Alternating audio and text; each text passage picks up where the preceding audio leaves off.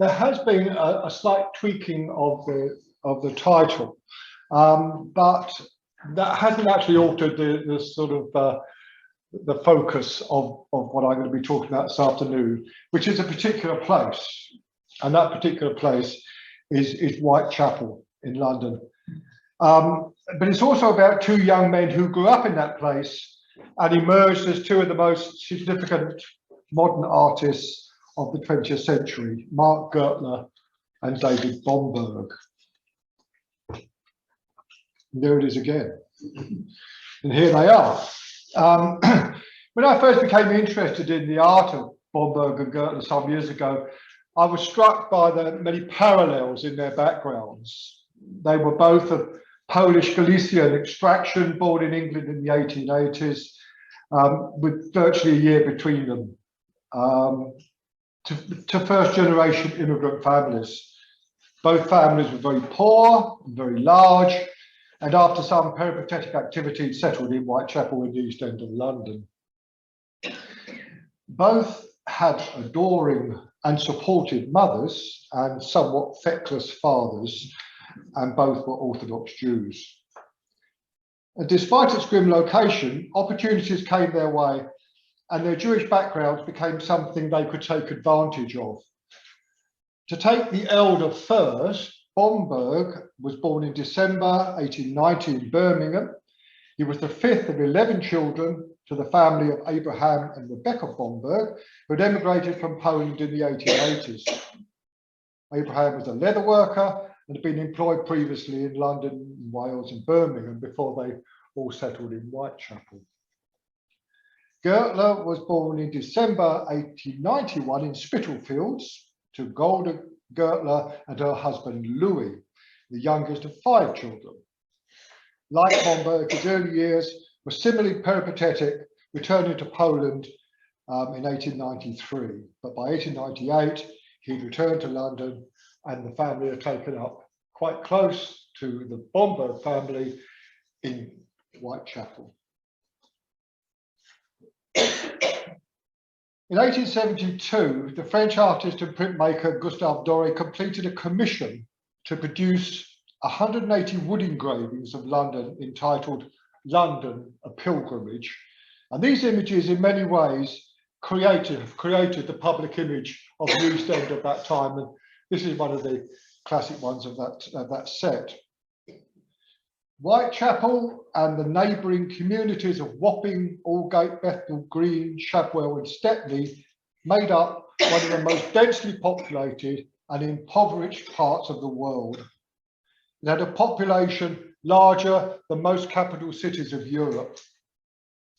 When Bomberg and Gertler were growing up there, it was one of the most sordid and dangerous places on earth.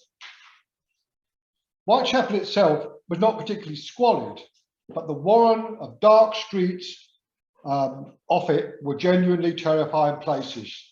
The Yiddish actor Jacob Adler wrote, "The further we penetrated into Whitechapel, the more our hearts sank." Was this London? Never Russia, never later in the worst slums of New York did we see such poverty as we did see in London in the 1880s.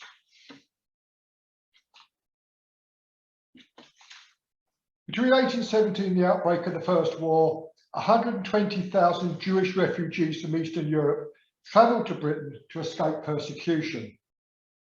In 1881, a series of savage pogroms made even relatively safe places like Galicia in Poland dangerous places for Jews to live. And it was at that time that the Bomberg and Gertler families emigrated. Gertler remembered his arrival. He wrote, "I am standing on a wooden floor. There is land, England. England is moving towards me, not I to it. It is a sort of gyrating. I'm standing surrounded by my family, already with heavy packages straining from their necks, pressing their backs. All available hands are grasping these rebellious packages." The Gertlers stayed initially with the Weinig family in Shoreditch. His father's friend, also confusingly called Louis, was a kinsman. The Gertlers, all 7 of them, shared the Beinig's home and lived in a single room. Again, Mark Gertler wrote of this memory, "How exactly we accommodated it, I don't know, but I was at the end of a room next to my mother, and then the others were all on floors covered in sacks. The vision of this somehow filled my heart with overwhelming sadness. I cried, but quietly, not to awaken my mother, and that is the first real fit of depression I remember." So, despite the fact that most immigrants had little or no experience of Western plumbing or sanitation and suffered appalling living conditions, they managed to maintain a surprisingly high standard of living, particularly in hygiene and cleanliness.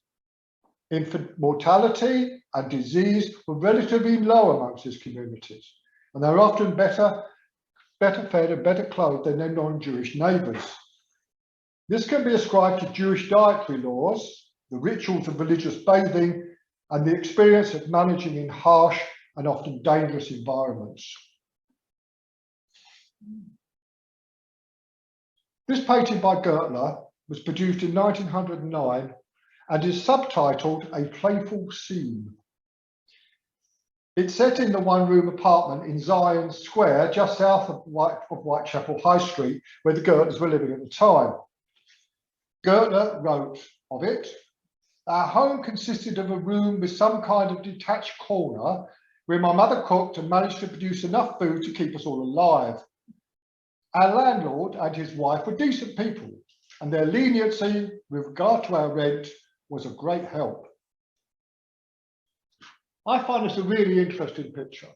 It's a fond memory by the 18-year-old Gertler. An elder sister, probably Deborah, tickles the ear of her sleeping mother with a straw while her brother Harry and Jack wait for the fun to start when she wakes up.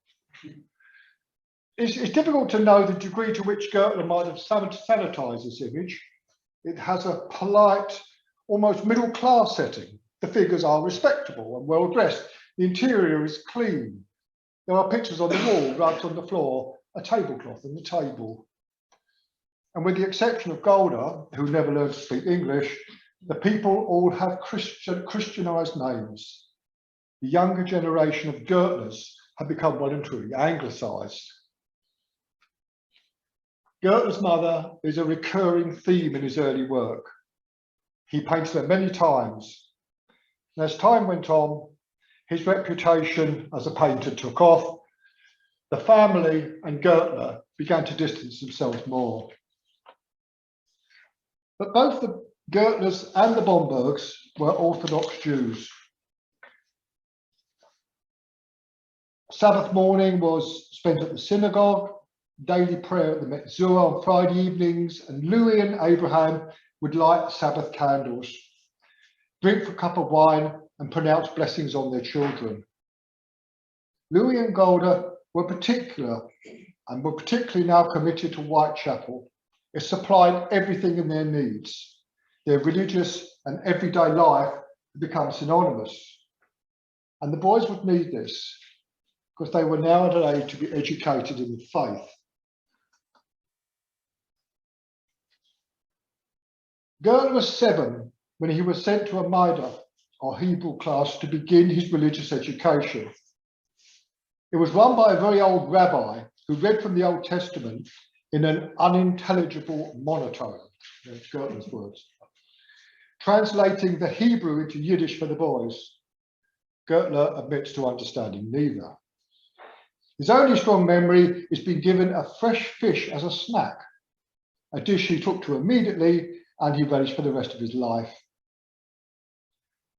By the following year, Gertler and Bomberg had enrolled in the local British schools, and although most of the children were Jews, their names had become anglicised as an introduction to British life and culture. At an early age, both boys showed a disposition towards painting, and both were encouraged by their families. This stance, particularly by the women, is interesting. Of course, here were two young men living in the poorest and most deprived areas of Britain, having sacrifices made for them so that they might pursue their art. Both mothers seem to have recognised their talents and were the driving forces in seeking them to promote it. That sounds a bit like a Jewish mama cliche, but in some ways it does seem to come up as a recurring theme in a lot of the work, the studies that I did on this. By the time in their teens, both boys were ready for work. Bomberg was sent as an apprentice to a lithographer in Islington, and Gertler started work with Clayton and Bell glass painters. However, both young men were looking to develop their talents and took up posts at City and Guilds night classes and at Regent Street Polytechnic. Such was Gertler's confidence that he sought out a key figure who would not only supported young Jewish artists, but was also a key figure in the modern art movement in Britain. This man's name was William Rothenstein. By the early 20th century, Rothenstein had become a celebrated artist in his own right, working in Paris with Degas and Toulouse-Lautrec, as well as running the Carfax Gallery in St James, where he sought to promote not only young British artists, but also young modern artists. Rothenstein too was of Jewish extraction, and like Gertler, born in Britain to first generation immigrant parents. However, Rothenstein's family were wealthy merchants and had never lived in Whitechapel. Rothenstein's son remembers the visit of Mark Gertler when he was quite young, and he wrote in his diary, "In October 1908, I had a glimpse of Mark Gertler. His parents were living at that time in Hampstead, and on hearing the bell ring, I used to occasionally hurry to the door to open it before the maid arrived. Doing so that day, I was confronted by a shortish, handsome boy with an apricot-coloured skin and a dense mop of brown hair, so stiff that it stood up on end. I took him for a barrow boy, but he said he'd been sent here to see my father. I was 7 years old at the time. I still remember that nervous, sullen look. Years later, I was told that he was always accompanied by his brother Jack, who would carry his paintings and then slip away upon arrival." One of the paintings he produced that day is this one. This painting was made by Gertler when he was studying at Regent Street Polytechnic, but the inspiration from it came from Jean-Simenon Chardin and can be seen in the National Gallery. Not only is it exquisitely painted, remember that Gertler was only 17 at the time, but also celebrates the values of a simple kitchen interior that appear in many ways in his later works. Domesticity, home and hearth were very important to Gertler. The family all feature in his early paintings. Rothenstein was amazed at these pictures. He wrote to Gertler's parents, "Your son, as you know, came here yesterday. I do sincerely believe that he has gifts of a high quality, and that if he will cultivate them with love and care, you will one day have reason to be proud of him." Golda and Louis framed the letter and hung it in their house. Interestingly, talking about the parallels, a year earlier, Bomberg had a similar experience.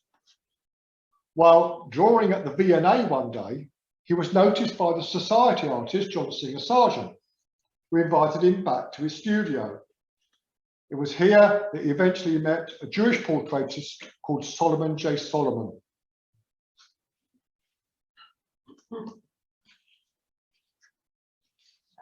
He already was an established English painter, a founder member of the New English Art Club and associate of the Royal Academy. He recognised in the 16-year-old Bomberg a talent for drawing and also an interest in his views and knowledge of art. Both Rothenstein and Solomon had contacts at the Slade School, as well as with the Jewish Education Art Society, briefly called JIAS, which provided funding for worthy young Jewish artists of impoverished backgrounds. JIAS was one of the many philanthropic organisations that emerged in the late 19th century to support the vast number of Jews that were taking up residence in Britain and in the East End of London in particular. Their function was to give them a start, to provide funding to get them into art colleges or wherever else they needed to be. But it was not a gift, it was a contribution which they were expected to repay once they had established their reputations. This interest by men like Rothenstein and Bomberg was part of a network that existed in the support of impoverished Jewish artists in the East End at the time.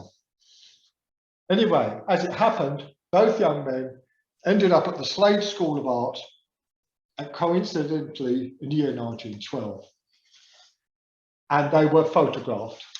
And this is, again, a very famous photograph now. It's become one of the most sort of iconic ones of early modern British art, because it shows an incredible wealth of talent amongst that group. People like Dora Carrington, Christopher Nevinson, Stanley Spencer, who Jan will be talking about later, were all present. But also, quite strikingly, there's David Bomberg in the back row, in the middle with the white shirt, that's Bomberg, and sitting with his legs right out the front in the dark trousers is Mark Gertler. They were very successful at the Slade. They achieved many accolades and won prizes. But even from quite an early stage, they started to move away from that group of people. Bomberg in particular fell out with the authorities, and he was becoming more and more involved with what was the growing early modern art movement. However, it's not to underplay some of the quality of the work that they were producing on more traditional lines as well. This is a very famous pencil portrait of Bomberg's friend Isaac Rosenberg, and this particular picture won the Tonks Prize for the Slade in the year 1913. When you think as a portraitist, he was up against people like Stanley Spencer. You know, it was quite remarkable. Although this wasn't his chosen area of work, he could actually produce a work of that quality. It was bought by an American collector called John Quinn through the recommendation of Augustus John. Augustus John took to him one side and said, "You ought to get more Bombergs. He's full of talent." So immediately they were beginning to be recognized, these young men. But by the time we get to the year into the years running up to the First World War, they began to be more and more sort of distanced from the work at the Slade and more influenced by their Jewish backgrounds. And unsurprisingly, this picture by William Rothenstein was a powerful influence on the young Mark Gertler. It shows, as it says there, Jews mourning in a synagogue. And this is one of Rothenstein's most celebrated Jewish pictures. Despite the fact it's got a very sort of un-synagogue-like setting, and that's principally because artists weren't allowed to paint in synagogues, it is a remarkable picture. The Jewish Chronicle wrote of it, "There are 7 figures, all of them in Talmudic, which is the prayer shawl. There is a dignity and solemnity about the work that commands silence. The pathos is not that sense of a present pain, but a consciousness of the great human tragedy." There is a powerful story here about Jewish culture and tradition. And this influenced Mark Gertler very, very strongly. He decided to go part-time at the Slade. It was a lot of, he'd been lent a lot of money to get into it. So it was quite a tricky decision. But he decided to take up his own series of Jewish paintings himself. And it was these paintings that led him from what we could broadly call traditional art into modern art. And that's the journey really that is probably the most interesting aspect. And it started with this one called the Talmudic Discussion. It's had a number of names, this picture, including Jews arguing as well. But it's an orthodox representation of two rabbis, very painterly, very well executed, but not showing any of the traits of modernism that you might have expected of a young artist at the Slade. It's an intimate moment, and the expression of the rabbis is captured beautifully. It's possible to engage the precise nature of the debate, with one rabbi arguing his point forcibly while the other considers it. Gertler's love of still life and the domestic still comes through with his the apples and the other appendages there. He's actually put together almost a sort of Rembrandtesque picture of that particular subject.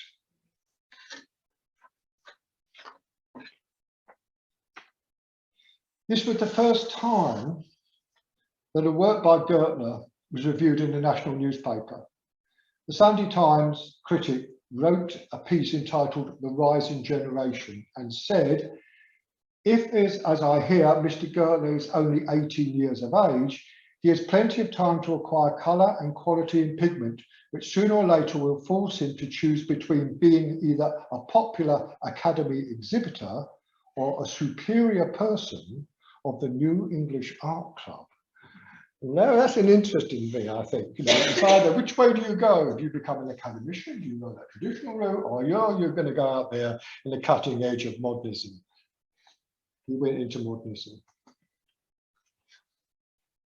This is a slightly later work, but it's a story of the tradition of these painting of these rabbis. And here is the second one, the Rabbi and His Grandchild, which was painted in 1913. The quality of his portraiture is very apparent here, but there is none of the previous colour and elaboration, you know, as with this, the Talmudic Discussion. It's a much barer, sparser work. It's a limited palette and a really focus on the quality of the faces. That's what he's picking up here. It's the quality of the flesh tones which enhance his theme, youth and old age. The child's are rich and florid, the cheeks have a natural rouge and the lips are full and deep red. The old man's pallor is ashen, his skin is grey and his face is wrinkled, and yet his hands are healthy, exquisite, delicate. This might be cited as one of Gertler's first modern portraits stripped of ornamentation. And it relies just completely on the beauty of the figures and that juxtaposition to succeed. A year later, he produced what was considered his first masterpiece. Now, this picture is a preparatory drawing of that picture. It's an ink and brown wash of the larger work, and it's been drawn on squared up paper. This was something that he'd learned. The influence of Cézanne and post-impressionism is very apparent here. But the efforts have been made to create an impression. The man and his wife have bonded together. I wouldn't use the word yoked, which was what was used by critics at the time, but an attitude all impoverished Jewish emigres learned to adopt, and their treatment invariably warranted. The large eyes and the set lips are testimony to it. Again, they have that wariness of expression. And again, what Gertler is doing here is saying something about his people and his tradition and this experience he had of living in the East End. How am I doing, Jill? Okay, there is a controlled relationship between shape, pattern, and form. The curves and the circle of the belly and the hat of the rabbi mirror the breasts and the hair of his wife. And these shapes are taken up with the loaf and the teapot and the cup and the saucer on the table. It's a beautiful, exquisite exercise in form. There's a postscript to this that I'd like to give you. It's this picture is in the Ashmolean collection in Oxford. But it's on a wall of their modern gallery where hangs their most famous Gertler, Gilbert Cannon, in his mill. Gilbert Cannon in his mill is an overpainting by Gertler. Underneath it is the Rabbi and Rebbitzin. So in some ways, a great work has been hidden beneath another significant work, but it's interesting that he chose to do that. To return to Bomberg,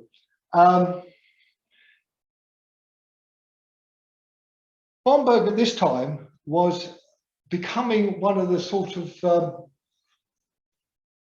really the sort of young bucks of the art world, and he'd fallen under the sway of this man, Percy Wyndham Lewis. And this Wyndham Lewis was an artistic radical of one of the most sort of outgoing and sort of dangerous young men in the art world, sweeping away many of the traditions and conventions of established practice. He met up with Bomberg, and immediately they struck it off. "We talked ourselves silly," he said. "I recognise in the conversation a slave man honouring the same pledge to which I was staking my life, namely as a partisan." So what happened was Bomberg was getting into this very bold new way of working. And really what Wyndham Lewis encouraged him to do was to be bold and be radical and be different. And we produced this work in 1913, which actually is very much of that quality. It's called Jiu Jitsu, and it's named after the Japanese martial art that became very popular in the early 20th century. It was a sort of unarmed combat sort of exercise. But in Whitechapel, in the East End of London, there were many gyms. His brother Mo was a boxer, and they learned to look after themselves. And Bomberg was becoming very much one of these East End boys. This picture, in its fragmented form, was demonstrating that in many ways Bomberg was moving away from any sort of traditional form of art. The squaring up of the canvas was something he had learned while working with Walter Sicker, and it now, remarkably, he involves it in the composition. What was a mode of organising a picture now became actually part of it. The overall effect was one of kaleidoscopic fragmentation. However, it's another work that had the major impact, and it was called, this one was In the Hold. Again, Bomberg draws on the East End of London. And in terms of abstraction and kaleidoscopic fragmentation, he's got even further.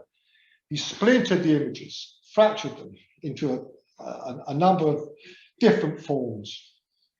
And many critics have looked at this and tried to make sense of it. It's called In the Hold, which implies it's in the hold of a ship. And in fact, that's what it is. He might even have got the idea from Mark Gertler, because Gertler remembered his arrival in London, and he wrote in his memoirs, "Everybody is pushing and shoving. It doesn't feel friendly. All is chaos, selfish and straining. I am pushed and hustled. Some women are screaming, some men are shouting. Everyone is behaving roughly." Again, he has taken this notion of image and form and move it into a radical new area. The last picture in the series was taken in this place. Shrike's Chevik's vapor bars in Brick Lane. And it's in this setting that he produced a picture that has now become, again, almost the sort of climax of this form, of a picture of which he called the mud bath. And this was produced in 1914. And it's his final, what became called his Cubist work. And it was shown in July 1914 at the Channel Gallery. Significantly, and this is very significantly, a month before the war broke out. It's a frenzied and reckless abandon in these thick figures gyrating around a black pole. The more one stares at it, the more the parameters of the pool become apparent. The orange water gets the beige background. But what I think is most important in this is that Bomberg has sold it into modernism. He has moved out from being a Jewish artist, but into a modern artist. And he said at the time, I appeal to a sense of form. In some work, I completely abandon naturalist. I am searching for interior expression. Of course, the subject matter of Gertler and Bomberg's pictures were not solely drawn from characters and places in the Whitechapel. Both young men were established now as key figures in the British art avant-garde and were right at the centre of the modern art movement. However, it's two of their most interesting religious pictures that I'd like to finish with today. And the first is a biblical subject.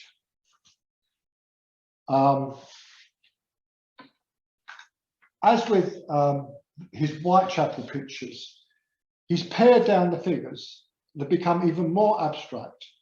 But this one is a very early one. This is one of the first of his Cubist pictures, 1912.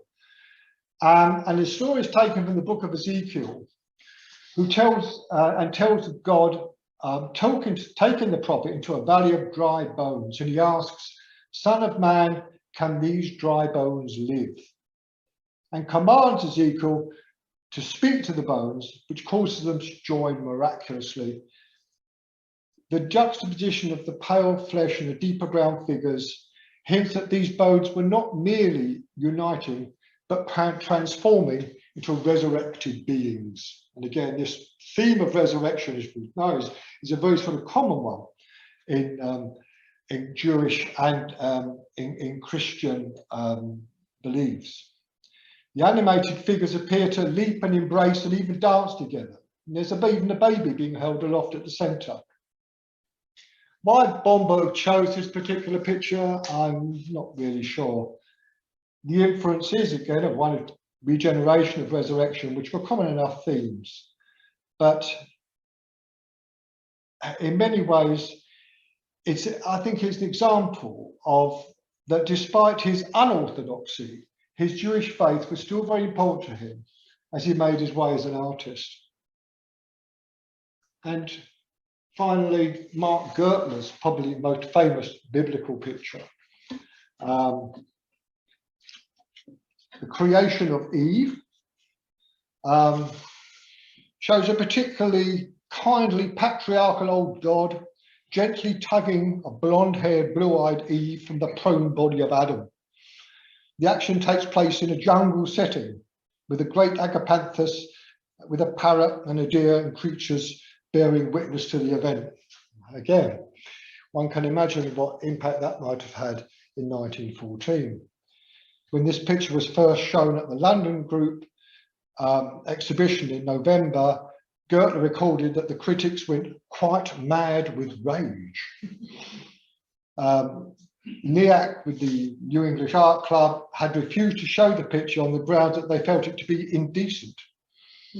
Others called it sacrilegious and blasphemous, whilst others thought it no better than a publicity stunt.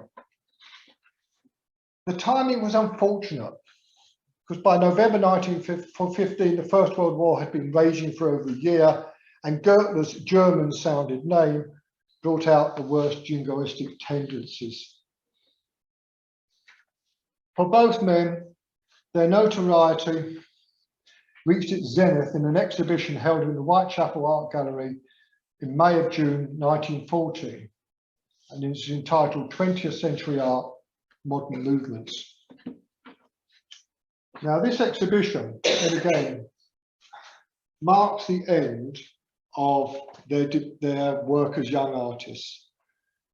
The aim of the exhibition was to pull together all the major strands of modern British art since the turn of the century. It had four major features: the work of Walter Sickert on the theme of the Camden Town murders, Augustus John's depiction of gypsy life, Vanessa Bell's portrayal of beaches, and Wyndham Lewis' representations of the wild body. However, there was a fifth section, a small section being held in a small gallery, and that was given over exclusively to Jewish artists. The organisers asked David Bomberg to act as curator. He went about it with much enthusiasm, even arranging a trip to Paris with Jacob Epstein to collect European work. Although the trip was very successful, the Jewish show was ultimately made up of work of British artists, including Mark Gertlers, who, like David Bomberg, were first-generation Jewish immigrants. Now, neither artist fared particularly well from this exhibition. The Jewish Chronicle considered Bomberg's work a waste of good pigment, canvas, and paint.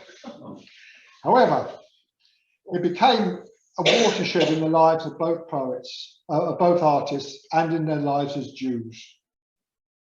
In 1915, in January, Gertler left Whitechapel for good, moving to a studio in Rundle Crescent, Hampstead. Nice address. About the same time, Bomberg moved into Robert Street in Northwest London with Alice Mays, soon to become his first wife.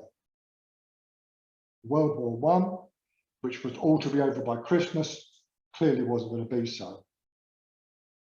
The two artists responded in very different ways to the continuing hostilities. Bomberg joining up in 1915, and Gertler, in line with his Bloomsbury friends, staying opposed to the war as a conscientious objector.